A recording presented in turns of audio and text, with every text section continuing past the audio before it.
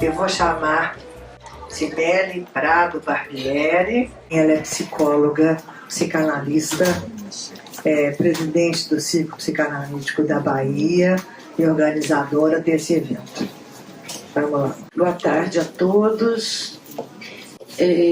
Esse tema que eu escolhi é um tema que tem me interessado há algum tempo, mas que tem me dado muito trabalho, porque a minha formação é de psicóloga, eu não sou economista, eu não conheço a história política, então tem me dado muito trabalho, mas é um tema que tem me apaixonado bastante, tem me feito retomar o desejo de estudar, o desejo de saber, né?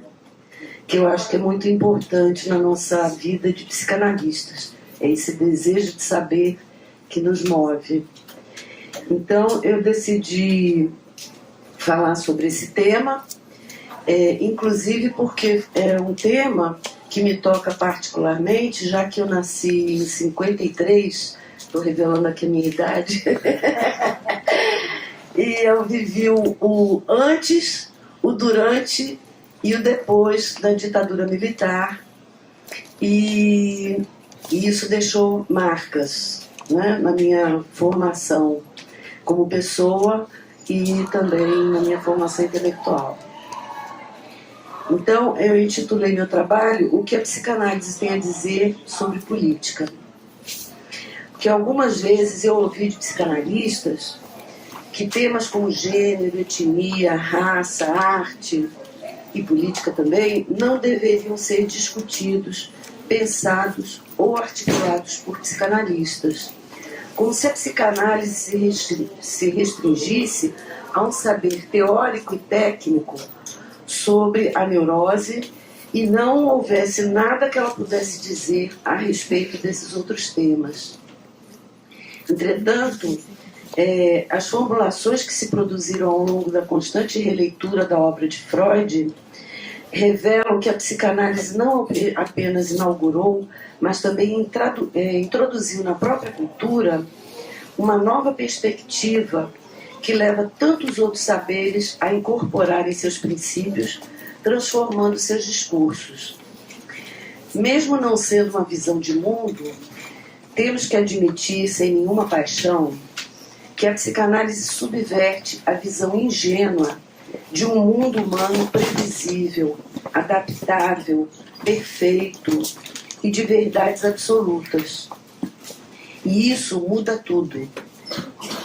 A política já foi tratada com algum pudor entre os psicanalistas, como se estivesse fora de sua alçada e o psicanalista devesse se abster de pensar e participar ativamente ou nada pudesse dizer a respeito. Ocupar o lugar do objeto na relação transferencial é um ato do analista que não implica de modo algum tornar-se inanimado ou indiferente, abstendo-se de elaborar as questões ideológicas e políticas que se apresentam. Em sua vocação subversiva, eu penso que a psicanálise continua caminhando junto com a humanidade. E não há como desprezar as reflexões sobre as possibilidades e impossibilidades que ela desnuda, nos convocando a ir além e a avançar, influenciando e sendo influenciados. A psicanálise nos ensina que a fantasia fundamental norteia a posição do sujeito no laço social que estabelece, e isto afeta diretamente o analisante e também o analista, que a partir de sua análise pessoal deve estar prevenido em relação ao lugar que ocupa e aos efeitos que isso integra em seu ato como analista, nas instituições psicanalíticas e na polis também. Aí está a política sempre. Não podemos negar o fato de que as instituições sofrem do mal-estar das diferenças ideológicas que as estruturam e nelas reinam, mesmo que já se tenha experimentado estabelecer dispositivos que tentaram dar conta desses efeitos, como o dispositivo do passe, por exemplo, né? Isso nem sempre deu certo. Ainda que subjacentes, os discursos políticos são operantes nos vários grupos e tendências das instituições psicanalíticas, pois não há como evitar que o laço social seja político. Freud, a meu ver, deixou em sua obra, implícita e explicitamente, uma inequívoca opinião sobre as relações políticas. Mesmo assim, foi questionado e acusado de ser apolítico, de não se definir politicamente. Foi interpelado e acusado expressamente de ser nem preto nem branco, ou seja, nem fascista nem socialista, nem de direita nem de esquerda. Mas a isso Freud respondeu, segundo Jones, que não mesmo temos que ser da cor da carne, disse Freud. Significa que ele tenha dito que temos que ser vermelhos? Ou que ele fosse apaixonado pelo PT? Nada garante. Mesmo sendo ele um trabalhador nato, incansável e decidido. Poderia fazer parte de um partido de trabalhadores. Ricardo Goldenberg considera que Freud quis dizer nessa ocasião que deveríamos ser esfolados, sem pele. Não acho, diz Goldenberg, não acho que se trate de uma postura neutra, oportunista e suíça. Penso que Freud estava realmente esfolado pela Grande Guerra e pela escalada totalitária, local e global, como para acalentar esperanças nos ideais e nas bandeiras. Por isso, não era nem patriota, nem progressista, contentando-se com ser humanista, querendo com isso significar que os seres humanos mereciam um respeito que eles mesmos não tinham feito por merecer. Será que isso significa ser apolítico? Pergunta Ricardo. Muito pelo contrário, diria. Penso que é justamente no que toca diretamente à carne que nos tornamos essencialmente políticos e adotamos uma posição subjetiva a partir da esquerda ou da direita, inclusiva ou excludente, que é sempre permeada pelos nossos modos de laço social e, em última instância, pelos nossos modos de gozar. Quando Freud se refere ao mal-estar na civilização e às formações do inconsciente como um processo social revelado no xiste, podemos articular sua resposta em conformidade com a proposição lacaniana de que o inconsciente é a política. Na medida em que o inconsciente é o discurso do grande outro, a política está inexoravelmente articulada ao laço social que se produz e se orienta no âmbito do discurso, que precede e acolhe o sujeito, e também os gozos que restam e participam de nossos compromissos sintomáticos. Diria que nos tornamos políticos assim como nos tornamos psicanalistas, pois a partir de uma experiência que com o real, elaboramos uma resposta a respeito do que fazer com os nossos impossíveis. Lembro que Freud teorizou 3 impossíveis. Dunker ontem até mencionou isso, né? Lembro que Freud teorizou esses 3 impossíveis: governar, educar e psicanalizar. Pois não é possível governar para todos, educar integralmente nossas pulsões, ou esgotar o inconsciente, tornando-o consciente através da análise. O alcance político da obra de Freud não pode ser ignorado, nem tampouco as consequências críticas e ideológicas que ela produz no caminhar da humanidade. Como psicanalistas, avisados e cidadãos, não há como eximir-nos de questionar e intervir no entendimento dos processos políticos nos quais estamos imersos. Esse viés político não pode ser mais claro do que em alguns dos seus últimos textos, onde ele fala das relações econômicas e políticas, que ainda hoje vigoram e se exacerbaram. Cito 2 pequenos trechos para fundamentar minha afirmação. Aí Freud falando. Há incontáveis pessoas civilizadas que se recusam a cometer assassinato ou a praticar incesto, mas que não se negam a satisfazer sua avareza, seus impulsos agressivos ou seus desejos sexuais, e que não hesitam em prejudicar outras pessoas por meio da mentira, da fraude e da calúnia, desde que possam permanecer impunes. Isso, indubitavelmente, foi sempre assim, através de muitas épocas da civilização. Se nos voltarmos para as restrições que só se aplicam a certas classes da sociedade, encontraremos um estado de coisas que é flagrante e que sempre foi conhecido. É de esperar que essas classes subprivilegiadas, diz Freud, invejem os privilégios das favorecidas e façam tudo o que podem para se liberarem de seu próprio excesso de privação. Onde isso não for possível, uma permanente parcela de descontentamento persistirá dentro da cultura interessada, o que pode conduzir a perigosas revoltas. Se, porém, uma cultura não foi além do ponto em que a satisfação de uma parte de seus participantes depende da opressão da outra parte esta talvez maior, e esse é o caso em todas as culturas atuais, da época de Freud, é compreensível que as pessoas assim oprimidas desenvolvam uma intensa hostilidade para com a cultura cuja existência elas tornam possível pelo seu trabalho, mas de cuja riqueza não possuem mais do que uma cota mínima. Isso Freud disse em 1927 em O Porvir de uma Ilusão. E ele fala também em Inibição, Sintoma e Angústia, no capítulo 2, o seguinte: imaginemos um país no qual uma pequena facção é contrária a uma medida proposta, cuja aprovação contaria com o apoio das massas.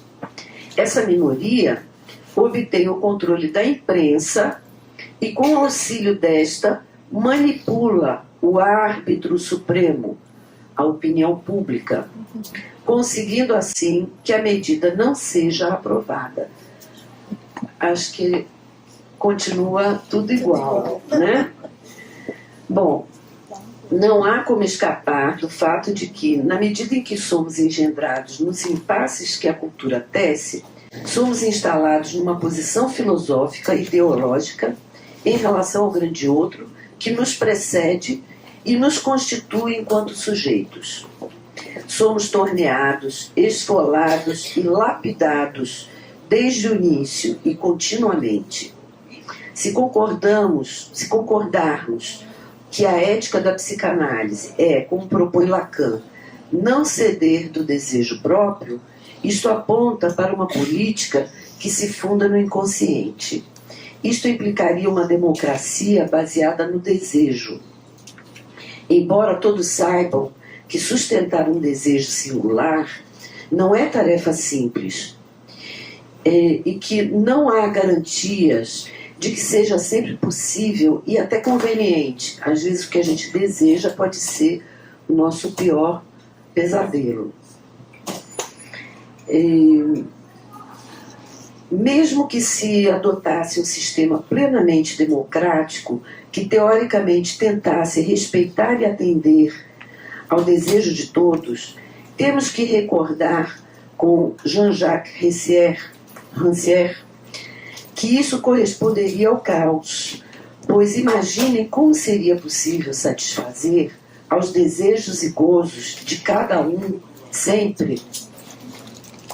Mesmo que a grande maioria dos países hoje adote o regime democrático, os sinais de anarquia sobram na sociedade globalizada, vandalizada pela manipulação perversa das normas e regras instituídas, em benefício da satisfação de interesses privados, minoritários, do desejo de acumular riquezas, dominar e tiranizar. A psicanálise nos ensinou que quando a lei é subvertida, através da torção perversa do discurso, o poder assim adquirido já foi corrompido em sua essência e torna-se ilegítimo, subtraído do pacto a custas da operação do desmentido, promovido por manobras discursivas que subvertem a regra celebrada como acordo, anula o poder pacificador da lei e acarreta a anarquia, a desordem e o retrocesso ao estado de barbárie e crime que a lei deveria regular e interditar. Mas muito mais que isso podemos aprender acerca desse tema. Vou tomar apenas alguns recortes de elaborações que vêm sendo produzidas em meio a tantas outras. Éric Laurent, trabalhando sobre a inserção do psicanalista na política, propõe um reposicionamento do analista, isso em 1999, no final do século passado. Esse reposicionamento do analista na utilização e transmissão da psicanálise enquanto ferramenta capaz de libertar dos significantes mestres o sujeito submetido, rendido, assujeitado. Em artigo publicado em 99, ele reivindica a responsabilidade dos analistas em influir na cultura, mais do que tem feito, ir além de uma posição intelectual puramente crítica, ir mais além da função de agente de desidealizações. Laurent chama a atenção para um novo papel do analista nesse século, quando o tempo de Sartre, palavras dele, o tempo de Sartre, o tempo de Lacan, já não são o nosso tempo, chamando essa nova posição de analista cidadão. Abdicando da cômoda posição de neutralidade protetiva, os analistas são instados a assumir participação nos fatos que os rodeiam, como cidadãos que têm algo a dizer sobre o que acontece no mundo, fundamentados no saber da psicanálise. O analista argentino Jorge Alemán, apoiado em Gramsci, Deleuze, Lefort, Negri, Badiou, Laclau, entre outros, nos convida a pensar sobre a possibilidade do saber da psicanálise exercer uma função de operador de transformações nos discursos políticos. Para ele, só se poderia pensar um projeto coletivo eficaz levando em consideração a maneira como o sujeito está constituído e considera a articulação entre algumas formulações filosóficas atuais e a psicanálise para elaborar um novo entendimento que propicie a construção de um novo sistema que ele denomina esquerda lacaniana. Ele diz assim, eu vou traduzir em tradução livre aqui, que está em espanhol. Sempre tenho vivido nesta tensão entre a psicanálise, que se move no campo do sujeito, e a esquerda, que pensa o coletivo. O que a psicanálise diz da condição humana não encaixa em certos sonhos e anseios da esquerda. Sem dúvida, penso que tem que haver um giro dentro da esquerda, que não pode seguir pensando em projetos emancipatórios sem admitir como está constituído o ser humano. Ideológica e politicamente, a posição de direita é definida como uma visão que aceita como desejável a desigualdade e a hierarquia social baseada no direito natural e na tradição, o que na prática exclui o coletivo, a não ser que seja no sentido de para nós, excluindo eles, os outros, as outras classes, as outras raças, o diferente, e por isso a gente diz que esse pensamento é excludente. A esquerda, ao contrário, dirige-se ao coletivo, independente das diferenças incluindo a todos. Por isso a gente diz que é inclusivo. A psicanálise visa o campo do sujeito em suas especificidades e singularidades. O coletivo, desde esse ponto de vista, apaga as individualidades, as singularidades do sujeito, massifica e não encaixa com as suas peculiaridades. Para Alemã, se há algo em comum que pode ser aplicado a todos os sujeitos, é o que não há. Do pensamento lacaniano, ele extrai 3 impossibilidades, 3 não há. Não há a relação complementar entre os sexos, ou seja, não há relação sexual, como diz Lacan. Não há metalinguagem, ou seja, não há o outro do outro. E não há universal que não se sustente pelo limite de uma exceção. Ou seja, não há o para todos, pois existe ao menos um que não está submetido à regra da castração. É o que diz a psicanálise. O que implica que somos todos sexuais, falantes e mortais.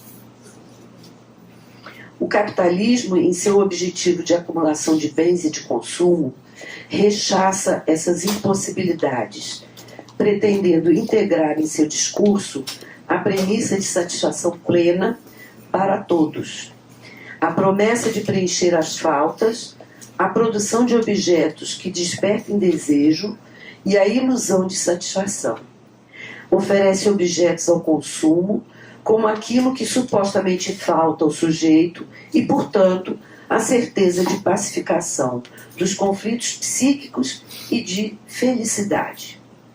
Sua natureza financeira produz subjetividades funcionais, especialistas, empresários de si mesmos, que ao mesmo tempo tornam-se mercadorias e se vendem como personal trainers, coachings, tipos funcionais de subjetividade talhados para personalizar a satisfação de acordo com o freguês. Isso implica uma incompatibilidade fundamental entre o modo como o pensamento psicanalítico concebe o ser falante e o projeto capitalista neoliberal, que corresponde a uma especificidade estrutural desse mesmo discurso. Ao contrário do discurso do psicanalista, o discurso capitalista tem como efeito o impedimento da experiência do inconsciente, já que se propõe a preencher qualquer falta. O resultado disso é não apenas a exposição a novas formas de gozo fora do laço social e o fomento à servidão compulsória, como também aos objetos de gozo e fetiches. O capitalismo neoliberal atropela a castração, anula os 3 tipos de falta, produzindo indivíduos que não querem saber do preço que deverão pagar para possuir e consumir. Gera o sujeito endividado, segundo Alemã, e isso leva às compulsões de todos os tipos que vemos proliferar. O sociólogo alemão Wolfgang Strick prevê morte trágica do capitalismo em livro lançado no fim do ano passado. Faz sentido pensar esta possibilidade de colapso desde quando ele não dá conta dessa condição básica humana que não pode ser assimilada, integrada, absorvida pelo circuito do capital e produz tantos efeitos sintomáticos pertinentes nas narrativas dessa sociedade global. Entretanto, essa previsão não assegura nossas esperanças de alcançar um sistema menos escravizador. Por isso, Alemã trabalha para articular a possibilidade de uma esquerda que possa operar a partir do que não há, pois é o que fundamentalmente temos em comum. Mas isso exige um giro ideológico. Talvez nem todos se deem conta do quanto a civilização precisa de um giro ideológico que solucione uma clara contradição que acontece no dia a dia. uma contradição entre a evolução tecnológica, científica, econômica e a evolução dos atos violentos, destrutivos, de selvageria. O filme Relatos Selvagens, do diretor Damien Ziffron, de 2014, é um exemplo de denúncia dessa aparente incoerência, mostrando a selvageria nas relações humanas contemporâneas. Seis relatos, histórias triviais, cotidianas, comuns, ilustram a irrupção de atos aparentemente irracionais que são desencadeados nas pessoas em determinadas condições, acionando comportamentos similares a de animais selvagens quando o humano perde sua posição de sujeito. Este é o entendimento que eu estou tentando formular, já que o filme nos leva a concluir que é através de um ato criminoso, assassino, bárbaro, contrário à norma civilizatória, representada na lei, que o indivíduo pode resgatar sua condição de sujeito desejante, se impor e ser reconhecido. O rechaço à condição de vítima, a insubordinação a um poder escuso, o convoca a agir violentamente, para passar da condição de objeto a sujeito, de vítima a carrasco, podendo passar de civilizado a bárbaro. Podemos, a partir disso, nos remeter ao ato suicida, que em geral visa essencialmente restabelecer a posição de sujeito, que o retire da mortificação promovida pelo grande outro, quando faz dele objeto desmoralizado, como aconteceu recentemente com o reitor da Universidade de Santa Catarina, que se suicidou. A selvageria nas relações público-privadas, em um dos relatos do filme, retrata a contradição que observamos nas próprias instituições da sociedade atual, que se pretendem democráticas quando essas se orientam para o objetivo de angariar lucros financeiros. Criadas para atender ao bem comum, organizar e garantir direitos iguais para todos, organizar e pacificar os laços sociais, elas mesmas se tornam agentes de injustiça, exploração e violação dos direitos do cidadão. O filme mostra como isso pode provocar a emergência de atos violentos que chegam a ultrapassar o temor da morte física e até podem provocá-la na luta pela sobrevivência dos pilares da subjetividade. Da subjetividade e da dignidade do sujeito ameaçado de ser neutralizado, objetalizado e mortificado. O suposto instinto de sobrevivência, se é que alguma vez o tivemos, sucumbe em importância e eficácia diante da ameaça de perda da potência do sujeito. Esse fenômeno não é necessariamente individual. Ele pode ser observado nos grupos, pequenos e grandes, declaradamente políticos ou não, em comunidades pequenas ou em países. A mesma selvageria se expressa igualmente nos regimes totalitários chamados fascistas, onde o outro, o diferente, deve ser exterminado física e moralmente, e nas ideologias que pretendem excluir as diferenças pela força da criminalização ou da dominação preconceituosa. Isso promove como resposta atos de cunho terrorista como forma de insubordinação e subsistência. Mas nem sempre é pela via da ação e da insubordinação que o sujeito responde. Nem sempre é pela via da ação e da insubordinação que o sujeito responde aos efeitos de dominação do poder. Vladimir Safatli defende a tese de que o poder age em nós não através de coerções físicas. Basicamente, diz ele age nos melancolizando.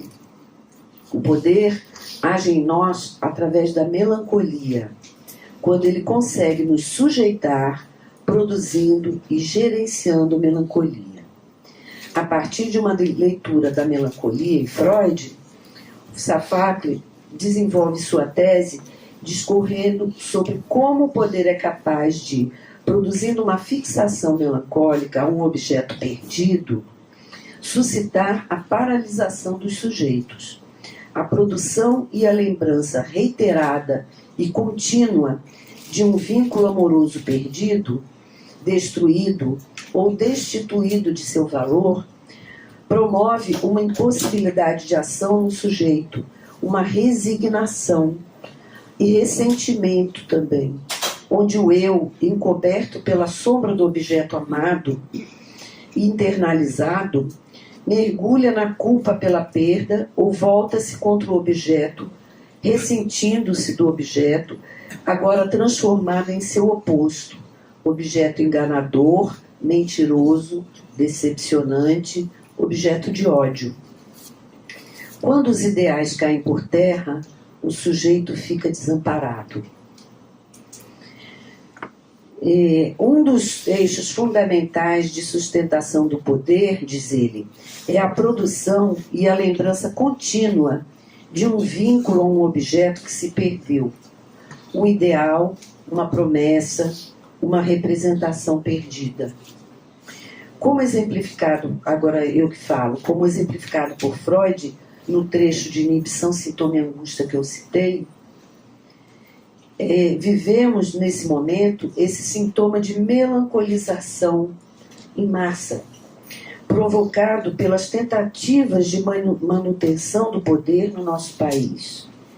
Essa forma patológica de impossibilidade de agir, essa mortificação que torna os sujeitos paralisados porque impotentes, não é uma estratégia nova. Ela tem sido usada há séculos, como Freud apontou, nas guerras, nos esportes, nos negócios, nas disputas políticas, no exercício do poder em geral.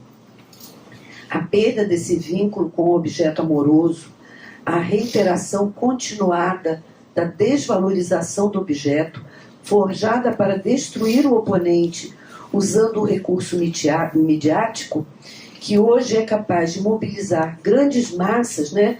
A capacidade que a nossa mídia tem hoje de mobilizar globalmente as pessoas, né? Através de imagens, mensagens diretas, indiretas, subliminares ou não, tem por objetivo destruir nos sujeitos suas expectativas, suas esperanças e crenças, promovendo a imobilização e o desencanto com os ideais. Mesmo desencantado, na verdade, isso é só melancolia, diz Safatli. O que nos leva a pensar nessas duas vertentes possíveis para a destituição, a perda ou o apagamento do sujeito e de seus ideais, dependendo da incidência e da insistência através da qual o poder se exerce sobre ele. O falante pode silenciar mortificado ou silenciar em favor da ação tornando-se selvagem. Considero a impotência melancólica a resultante do ataque e destruição reiterada do objeto amado encarnado como o ideal do eu, que tem como resposta a imobilização. Mas quando a carne é tocada, como disse Freud, quando o narcisismo do eu ideal é atacado, aí seria necessário e urgente responder com uma ação violenta, onipotente e oceânica, para recuperar a potência do sujeito. Em 1927, em O Futuro de uma Ilusão, Freud considera que o canibalismo, o incesto e a ânsia de matar nascem de novo com cada criança, são palavras dele. Sou estranho, diz ele, colocar lado a lado desejos que todos parecem unânimes em repudiar e desejos sobre os quais existe tão vívida disputa em nossa civilização quanto a sua permissão ou frustração. Apenas o canibalismo parece ser universalmente proscrito e, para a opinião não psicanalítica, ter sido completamente dominado. Ou seja, Freud pensava que o canibalismo não tinha sido extinto da civilização, que ele estava apenas encoberto, né, sublimado, né? E então me parece que realmente esse canibalismo não foi bem completamente recalcado e extinto. Eu considero que há uma metáfora do canibalismo original nisso que a gente chamaria de capitalismo atual, né? Ou seja, eu quero dizer que o capitalismo atual é uma metáfora do canibalismo original, porque ele estimula e revela em si mesmo uma voracidade desmedida que costumamos chamar de consumismo. O canibalismo, supostamente recalcado, retorna e se manifesta como canibalismo político e econômico. A lei do lucro-capitalismo, aqui são palavras de Rancière que eu vou citar. A lei do lucro capitalista reina sobre o mundo porque o homem democrático é um ser de desmedida, diz ele, devorador insaciável de mercadorias, direitos humanos e espetáculos televisivos. A verdade é que nossos profetas não se queixam desse reino. Eles não se queixam nem das oligarquias financeiras, nem das estatais. Eles se queixam, em primeiro lugar, dos que as denunciam. A coisa é fácil de entender, diz Rancière. Denunciar um sistema econômico ou estatal é exigir que eles sejam transformados. Mas quem pode exigir que eles sejam transformados, senão esses homens democráticos que reclamam que seus mesmos sistemas não satisfazem totalmente seus apetites? Então, eu diria que o sujeito da modernidade, no que tange ao ser de desmedida, devorador insaciável, alimentado pela atitude capitalista, não parece em essência diferente do revelado por Freud. O ideal democrático, adaptado às curvas dos objetivos elitistas de poder e usura de nosso tempo, mostra a face utópica do modelo que o concebeu. A ilusão imaginária de plenitude, da equidade, torna-se cada vez mais difícil de ser sustentada. Rancière diz assim: esquecida toda a política, a palavra democracia torna-se então o eufemismo que designa um sistema de dominação que não se quer mais chamar pelo nome, e ao mesmo tempo o nome do sujeito diabólico que torna o lugar desse nome obliterado. Um sujeito compósito em que o indivíduo que sofre esse sistema de dominação e aquele que o denuncia se misturam. É com os traços combinados de um e de outro que a polêmica desenha o retrato falado do homem democrático. Ele define assim: jovem consumidor imbecil de pipoca, reality show, safe sex, previdência social, direito à diferença, ilusões capitalistas ou altermundistas. Não há como discordar dessa afirmação, que tem sido desnudada e demonstrada por práticas de políticos e também de indivíduos comuns, que eufemisticamente se intitulam democratas, mesmo que ela possa cobrir de perplexidade o que sempre pareceu tão politicamente correto, tão representativo. Revelar o avesso de dominação que o ideal democrático pode conter em si mesmo, principalmente quando articulado a um sistema econômico e de pensamento capitalista como o nosso, é tão estranho quanto descobrir que o eu não está em sua própria casa, que há inconsciente e que é ele quem governa, que o sujeito é faltante porque é falante, sexual e mortal.